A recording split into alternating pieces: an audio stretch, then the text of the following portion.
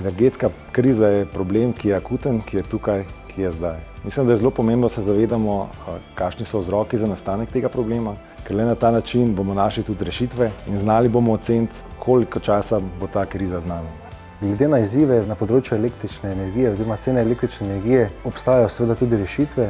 Z sončnimi elektrarnami rešimo, bom rekel, tisti prvi izziv, da vsaj delno lahko podjetje postane samooskrbno oziroma neodvisno od cene električne energije na trgu. Kar se pa tiče naprednejših rešitev, pa bom rekel, gredo v smeri pokrivanja parkirišč, se pravi solarni nadstreški so lahko del rešitve. Nadalje pa seveda tudi aktivna uporaba hranilnikov električne energije.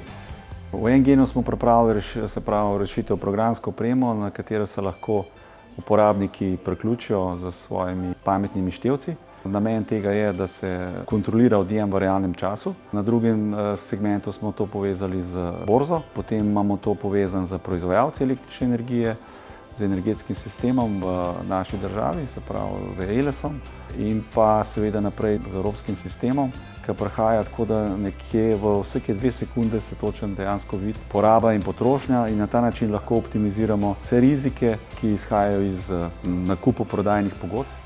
Moje sporočilo je, da tukaj največ lahko naredi vsak posameznik, vsako podjetje sam. Samooskrba, samooskrba, samooskrba, samooskrba na nivoju gospodinjstev, samooskrba na nivoju podjetja in samooskrba na nivoju države. To mislim, da je najboljša pot in najbolj trajna rešitev za izhod iz energetske krize.